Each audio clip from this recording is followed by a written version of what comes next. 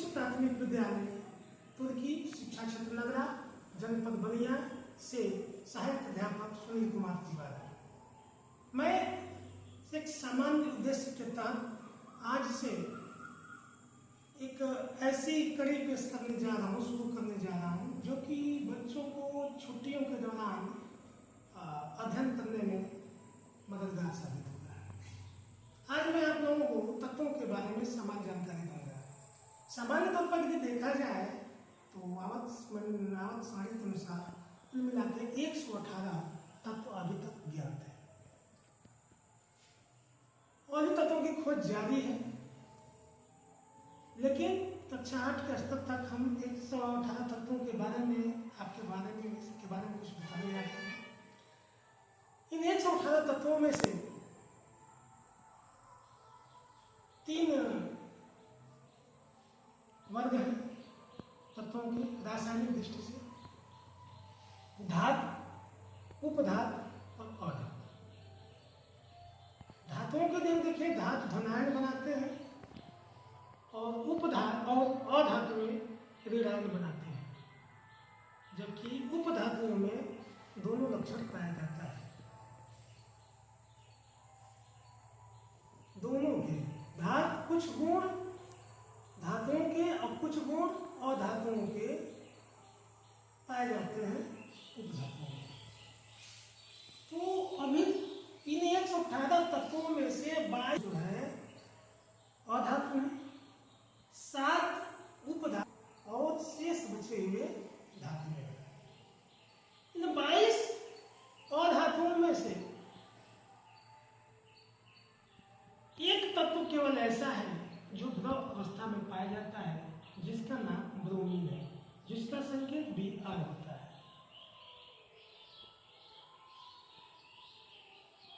11 तत्व ऐसे हैं जो कि गैस अवस्था में पाए जाते हैं, जिसमें helium, neon, organ, krypton, xenon, रेडन, यानी कि 6 ये अक्रिय गैसें हैं जिनको हम नोबल गैस भी बोलते हैं, और मंडलिक आवर्त सारणी के अनुसार 0 वर्ग के तत्व भी बोलते हैं। इनके अलावा हाइड्रोजन, नाइट्रोजन, ऑक्सीजन, फ्लोरीन और क्लोरीन है। यानी कि 11 ये तत्व ऐसे हैं जो कि गैस अवस्था में पाए जाते हैं और ये अधातु हैं। ब्रोमीन द्रव अवस्था में पाया जाता है। शेष 10 तत्व ऐसे भी हैं जो कि ठोस अवस्था में पाए जाते हैं और वे अधातु हैं। इनमें से कार्बन, सल्फर जिसे हम गंधक भी बोलते हैं, फास्फोरस प्रमुख है। और शेष बचे, यानी कि 118 में से आप कितना घटा दें? 22 अधातुएं और 7 उपधातु, तो 22 7 29 हो गया। 118 में से 29 घटाएंगे, यानी कि 89 तत्व ऐसे हैं जो कि धातुओं के रूप में पाए जाते हैं। अब हम चर्चा करें धातुओं के बारे में। तो धातुओं के अंत में यदि हम सामान्य मोटे मोटे तत्व जानकारी के रूप में ग्रहण करें कि कैसे हम मोटे मोटे तौर पर पहचान जाए तत्वों को का नाम पढ़ते ही कि यह धातु है, तो ऐसे यदि हम ध्यान से देखें तो इनके अंत में यम आता है। जैसे कि ये एक मोटे मोटे तौर पे है, केवल पहचानने के लिए, ऐसे कोई ये परिभाषा नहीं है, बस मोटे तौर पर पहचानने के लिए है। Sodium, potassium, calcium, scandium, titanium, vanadium, ढेर सारे हैं। जैसे एक चीज और है कि हीलियम को छोड़ करके, हीलियम क्योंकि वो गैस अवस्था में पाया जाता है, वो अधातु है, इसके लास्ट में यम है, लेकिन हीलियम धातु नहीं है, वह अधातु है। वैसे जिन तत्वों के लास्ट में यम आता है, वैसे हम मोटे मोटे तौर पर पहचान लेते हैं कि ये धातु है। वैसे इनकी अगर परिभाषा देखी जाए तो धातुओं की परिभाषा ये होता है कि ये भौतिक रूप से यदि देखें तो ये ये जो है आघातवादिता का गुण होता है, ये धन बनाते हैं, ये ऊष्मा और विद्युत के सुचालक होते हैं। समान जानकारी ये कठोर भी होते हैं। सोडियम पोटेशियम को छोड़ करके सोडियम पोटेशियम ऐसी धातु में है जो कि मुलायम होते हैं। और सबसे बड़ी बात है कि ये धन आयन बनाते हैं। जैसे सोडियम का इलेक्ट्रॉनिक विन्यास 281 होता है, इसकी बाहरी कक्षा में 1 इलेक्ट्रॉन होता है। यदि ये अपनी बाहरी कक्षा का 1 इलेक्ट्रॉन त्याग कर दे तो इसमें शेष 10 इलेक्ट्रॉन बचते हैं और इसका इलेक्ट्रॉनिक विन्यास नया बन जाता है 281। और सोडियम जो परमाणु है उस पर एक धन आवेश चढ़ जाता है। इस प्रकार ये Na प्लस बन जाता है तो सोडियम आयन हो गया। इसी प्रकार मैग्नीशियम है। मैग्नीशियम का परमाणु क्रमांक 12 होता है, इसका इलेक्ट्रॉनिक विन्यास 282 होता है। इस प्रकार बाहरी कक्षा का 2 इलेक्ट्रॉन जब एक त्याग करता है तो Mg पे 2 प्लस बनता है, यानी मैग्नीशियम आयन बन जाता है। इसी प्रकार एल्यूमिनियम है। एल्यूमिनियम का इलेक्ट्रॉनिक विन्यास 283 होता है क्योंकि परमाणु क्रमांक एल्यूमिनियम का 13 होता है तो इसमें इलेक्ट्रॉन भी 13 ही पाए जाएंगे। तो इस प्रकार से इलेक्ट्रॉनिक विन्यास 283 हुआ। बाहरी कक्षा में 3 इलेक्ट्रॉन पाए जाते हैं।